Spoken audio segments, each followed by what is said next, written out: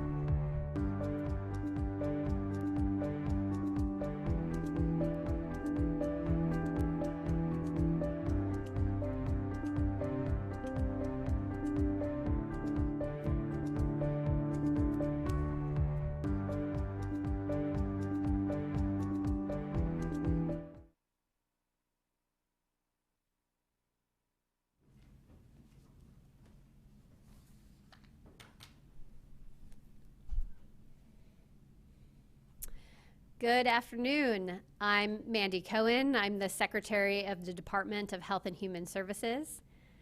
Director Mike Sprayberry is in Sparta, North Carolina today discussing earthquake recovery with local partners. But I'm joined by Monica McGee and Brian Tipton doing our American Sign Language interpreters, and Jackie and Jasmine Matevier are our Spanish translators. I'll start with a rundown of the numbers. As of this morning, there are 157,741 lab-confirmed cases. 1,000 people are currently hospitalized with COVID-19, and sadly, there have been 2,570 deaths. Throughout our response to this pandemic, we've been encouraging all North Carolinians to protect themselves and their communities by following the 3 W's: wear, wait, and wash. These are our first line of defense against the virus, and as a state, we have seen positive signs in our trends thanks to the 3 W's. But we know that this progress is fragile. The 3 W's is going to be part of all of our lives during the months to come. Today, I want to dig in a little deeper and talk about what the 3 W's should look like in practice. First, wear a face covering in public. This means wearing a cloth mask over your mouth and your nose whenever you're in public, meaning whenever you're around people who are not in your immediate household. Public doesn't just mean places like the grocery store or the post office. Public also means gatherings with extended family or close friends, or when you're going to work. Remember, you can have COVID-19 and not know it. Second, our weight 6 feet apart. This means keeping space between yourself and other people wherever you're outside your home. And keeping distance doesn't mean just spacing yourself out while you're waiting online at the store or letting someone else go and waiting for the next elevator. It also means just generally avoiding crowds. Gatherings of people are more likely to become super spreader events, as we've unfortunately seen this in our college campuses. Current executive orders and our phase 2 status means that North Carolina continues to have strict limits on group gatherings in effect. No more than 10 people indoors and no more than 25 people outdoors. The third W, wash, means washing your hands or using hand sanitizer to keep your hands clean. In particular, when you're out in public, you should be cleaning your hands often. For example, before and after leaving a store, or after touching a public surface like a gas pump. Bring your hand sanitizer with you in your car, in your purse, in your pocket, and use it often. Public awareness about the 3 W's and how to practice them has been critical to slowing the spread of the virus in North Carolina. That's why this week we launched Las Tres Emes, a public awareness campaign in Spanish. The campaign brings this important information directly to our Latinx Hispanic communities, which we know have been disproportionately impacted by COVID-19. We know that Latinx Hispanic cases represent 38% of our state's cases, but they only make up 9% of the total state's population. Many in our Latinx Hispanic community work in essential industries that North Carolina relies on, such as construction and childcare, food processing, and are therefore at higher risk. Serving this community is a top priority throughout our response work, including through this new public awareness campaign. While prevention is our best defense, we also continue to bolster our testing and support services. We have a new toolkit to help community organizations like places of worship and nonprofits and others who want to host community testing events. You can get that toolkit right now on our website. And today, the governor announced a significant investment, $175 million, to help people avoid eviction and pay their utility bills as they grapple with the impacts of COVID-19. Having a stable, safe place to live is fundamental to well-being and health. Stay tuned for more on how folks can sign up for help through these two new programs as they get up and running in the next couple of weeks. We also continue to prioritize supporting people and families in our COVID response. And I'm very proud to share that this week we'll be launching another important initiative, the new COVID-19 Support Services Program. It's going to assist North Carolinians in up to 20 targeted counties who are asked to isolate or quarantine, but also need help accessing food or relief payments or access to primary medical care. Treating any disease is so much more than just giving out a diagnosis. We have to treat the whole person. People in these targeted counties who are struggling to safely quarantine will be connected to a community health worker who will coordinate needed services, which may include nutrition assistance, a one-time COVID-19 relief payment, transportation to and from essential locations, medication delivery, or other services. The COVID-19 Support Services Program builds on the Department of Health and Human Services' nationally recognized work to address the non-medical drivers of health and taps into our state's infrastructure to buy health and not just health care. Community health workers will use NC Care 360, the nation's first statewide technology platform that connects health and human service organizations. They'll use NC Care 360 to make connections to services and to track referrals. This is groundbreaking work, and I'm really proud of North Carolina's innovative and comprehensive COVID response approach that continues to keep focus on our community's health and their well-being. So, as I conclude today, I'm urging everyone in North Carolina, including those in higher education community, to be practicing those 3 W's. Wearing a face covering over your nose and mouth, waiting 6 feet apart, and washing your hands often. It's the 3 W's: wear, wait, and wash. So with that, it's just me today, so I'm going to turn it over and open it for questions. Thank you. Our first question is from Brian Anderson with the Associated Press. Hi, Dr. Cohen. Thanks for the time and accessibility. Again, we appreciate it. Brian Anderson here with the AP. Had 2 quick questions for you. First, with regard to the COVID-19 dashboard on the Department of Health and Human Services website, it would be helpful if we could see, just like you do for cases going back since the start of the pandemic, if we could see the same thing for testing. Going on it, we only see it over a month. So my question is, it seems that we have a low in tests completed over the last 2 days, certainly a month-long low. I'm not sure how long that is historically. Why is that, and how long has it been since we've seen tests conducted this low? And then I'll ask my follow-up right after that for you.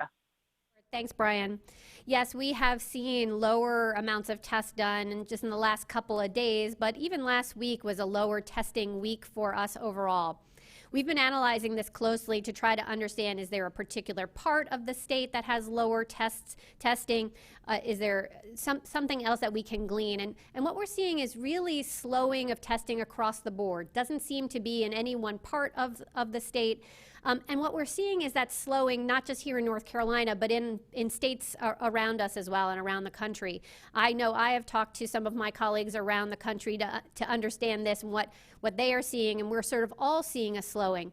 We think it's a number of factors. We think less folks are just showing up to get tested. We're not sure if they still think that testing results are taking a long time to come back, which they're not. We want to make sure folks know testing turnaround times and results are coming back faster. We're now seeing results in 2-3 days, sometimes even faster.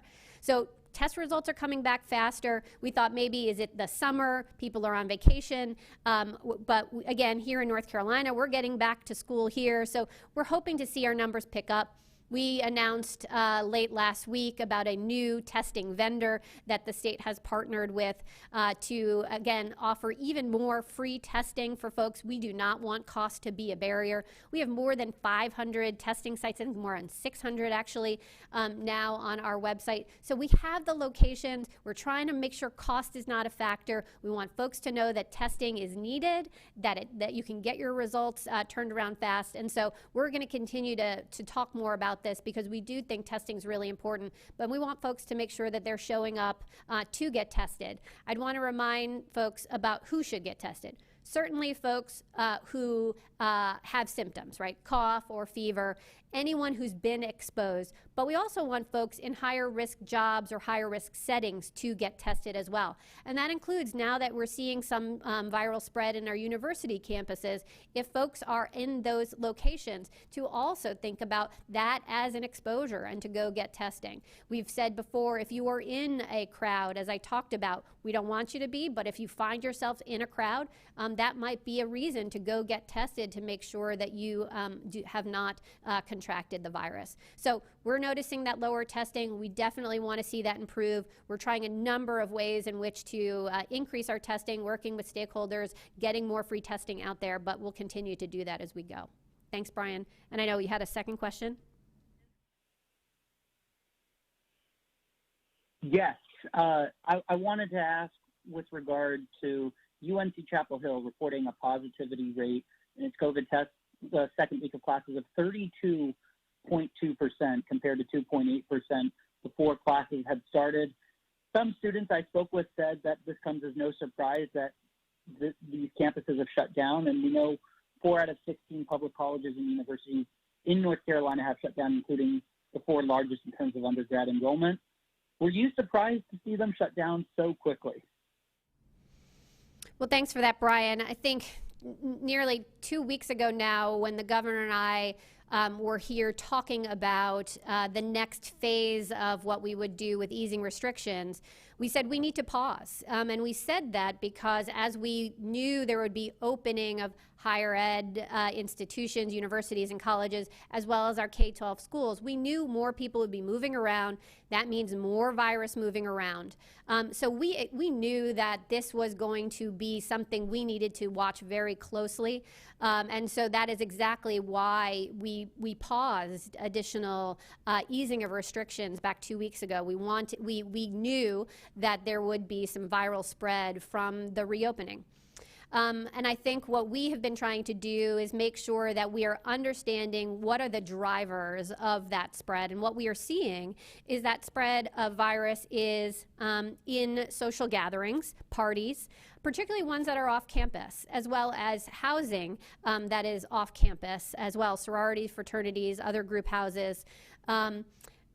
And we are also seeing some viral spread in some of our athletic teams. So what that shows us is that, look, off-campus in particular is still subject to our executive orders, those that should be limiting gatherings and are requiring face coverings. It's why I spent some time today on the 3 Ws. Those are the things that really need to be part of the actions that everyone is taking: avoiding crowds, avoiding parties, whether you're at a university setting or not, and wearing a face covering all the time. Thanks. Our next question is from Dewan Hogard with ABC 11. Hi, Dr. Cohen, Dwan Hogarth, WTVD. Just wanted to again follow up on that last question. What do you say to the Board of Governors who decided to send all these kids back to school, understanding what was going to happen? And then secondly, this 5 weeks that we're in, when you're looking ahead to possibly moving on to phase 3, these gyms are really struggling. Do you see the state reopening for gyms come September 11th? Thanks, Dewan. Well, first to the folks at UNC, I know everyone is working hard to get their arms around the viral spread at Chapel Hill. We at the state have been working with folks at Chapel Hill, at NC State, at ECU, and others, and will continue to be a resource. Now, the university, I know there is more the university can do, and we continue to work with them, particularly as they think about what is happening off campus. And there are tools the university can use related to student codes of conduct and holding students accountable for their actions both on and off campus. And so I know this university is moving in that direction, and we want to encourage them to continue that. This is about making sure that the guidance that we have on paper turns into the implementation that we need to see, and we need to see the universities do that and make sure they're using all of the tools at their disposal to make sure that students, again, whether on or off campus, are abiding by that guidance and the protocols to keep them and their communities safe. Thanks. Oh, gyms. Sorry, Duan, let me get your second on gyms. So again, as we're going to have to continue to watch our trends during this time. And I'd say we're seeing some additional viral spread. So from 2 weeks ago to last week, we did see a slight increase in our cases, very slight. To last week, and that is largely driven by some of the reopenings in our universities and the viral spread we're seeing at some of those campuses. So we're going to have to see where our trends are. The thing is, we know what works, and it's the 3 W's. So if we continue to do the 3 W's together, and we all work at this together, whether it's in our universities and college settings or throughout the state, I think we will continue to see progress in our trends. Assuming we do, then we do want to make progress in additional reopenings of things like gyms and others. But we need to see continued progress with our trends going in the right direction. And as of last week, they started to tip in the wrong direction. Thanks. Our next question is from Vanessa Ruffus with WCNC. Hi there. Thanks for taking my question. This is Vanessa Rufus with WCNC Charlotte. I did want to speak a bit more on the trends that we're seeing with the metrics. I know you had just briefly touched on that just a moment ago, the increase in the new daily cases, and I'm starting to see as well with that average line, the uptick in the positive test rate just a little bit. Is this something that could be reversed, or is this something that we've kicked off this trend heading upward, and this is just kind of the ride that we've started on at this point? Thanks, Vanessa. While we have been making progress, we knew that progress was fragile. And we're seeing some of the additional viral spread in our 18 to 24-year-olds drive some additional cases. It is slight. I would say that the cases going up at the end of last week and some of our percent positive going up, very small. So I think there is plenty of opportunity here for us to make sure that we're getting back to stable and back to declining cases, which is what we want to see. And it goes back to those simple 3 W's. I know it's repetitive. I know everyone is weary of this virus and the 3 W's, but these simple actions is what is going to help us make progress. When we don't have a medicine and we don't have a vaccine, it's the 3 W's that is our way of defeating this virus. And again, just to reiterate about this, and I want to be specific, I think we see a lot of good compliance with face coverings, for example, in grocery stores and settings like the post office.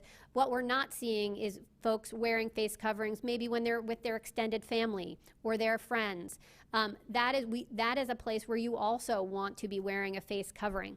And again, you want to be avoiding large crowds in any sort, whether it's associated with a university at off-campus party or somewhere else. I think large gatherings show us that this virus can spread quickly. So if we can keep doing the 3 Ws, I do think that we can continue to see positive progress in our trends, and that's what we're going to work hard to do. Our next question is from Lynn Bonner with the News and Observer. Hi, this is Lynn Bonner from the News and Observer. Thanks for taking my question. With the Board of Governors making the decision last spring about returning to campuses, was that too soon to make a good assessment on whether students should have come back in person? And secondly, now that so many clusters are popping up on university campuses and some within athletic departments, are you or the governor advising college presidents to cancel the fall sports season? Well, thanks, Lynn. You know, I think with this virus, we are always learning new things, and we need to make sure we're incorporating our new learning into both the guidance that we give as well as the actions that we take. I think that's exactly why we updated our guidance last week to really focus on those off-campus activities that we see are driving some of the viral spread, and to really point out to universities that they need to be doing more here, using their student codes of conduct, using honor code violations to really make sure that we all take accountability for what is happening, and we need those universities to be doing that. So I do think that we always need to incorporate the new learning that we do and have that come out in the implementation that the universities are doing. And as far as athletics, I think that there are different kinds of athletics here. So one are some of like the rec, youth activities, and we have guidance there that we still believe that contact sports are not something that either our youth, high school, rec folks should be doing. So things like contact sports like basketball, soccer, football are again things where people are going to be in close contact together for longer periods of time, and that's not things that we think should happen. Now, when you talk about professional college sports, they are doing and taking very different kinds of protocol, whether it's testing or you see some of our professional athletes going into bubbles, right? They're taking different kinds of precautions that generally we don't see in the rest of the public. So they are exempt from our executive orders in terms of moving forward, but it is exactly why our gyms continue to be closed here in North Carolina. We continue not to recommend contact sports, because again, those are the activities that are more risky for viral spread. Thanks. We have a follow-up, Lynn Bonner, News and Observer. Thank you, Dr. Cohen. Could you address Division I sports like football and basketball? I don't believe that these athletes are in bubbles like professional athletes. So what would you advise those programs to do, considering that we're seeing clusters pop up in athletic departments? Thanks, Lynn, for that question. And I think a number of them are governed by different rules and player protocols within the, depending on the sport that they play. But I know a lot of our Division I sports are doing a testing regimen that is very aggressive, and they're doing other protocols of trying to cohort folks together. I know it may not be a perfect bubble, but bubble-like activities. And those are the kinds of things. Avoiding large it's the same thing. Avoid large gathering. Wear your face covering. And then I think they're adding other layers of things like repetitive testing and such. It can't be one-time testing. Has to be repetitive testing if you actually want to understand if there's viral spread within your athletic team. So those are the kinds of things, but I will say that each sport and each collegiate governing body has different protocols that they are going through. Our final question today will be from Rebecca Martinez, WUNC. Hi, Secretary. It's Rebecca from WUNC.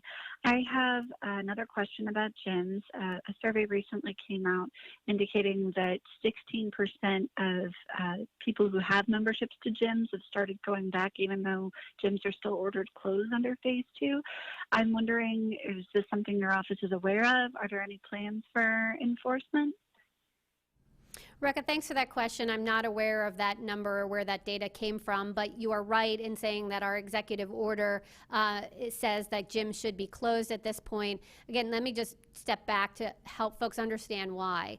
That even if your gym is open, which it should not be, that the reason that we are concerned about gyms is because it is a place where when you are exercising, you are breathing heavier.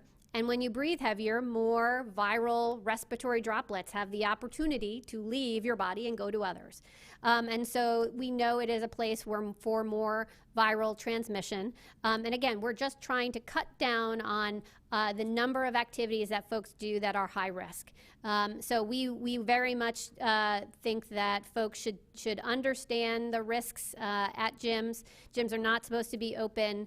And I know that there have been enforcement. Those are our local law enforcement has been working hard to enforce, and I know have closed a number of gyms that have been open, and then they go and make sure that they are closed and even take some additional enforcement action if needed. So we'll continue to monitor those and make sure that we're taking the action needed. All right, I think that was the end of our questions here. Appreciate that. Again, spent a lot of time on the 3 W's today. It's really important. That is what is going to help us continue to make progress here in North Carolina. So wearing a face covering over your nose and mouth, waiting 6 feet apart, avoiding large crowds, and washing your hands. Carry that hand sanitizer with you wherever you go. Thanks for all that you are doing, North Carolina, to help us through these hard times. All right, thanks so much.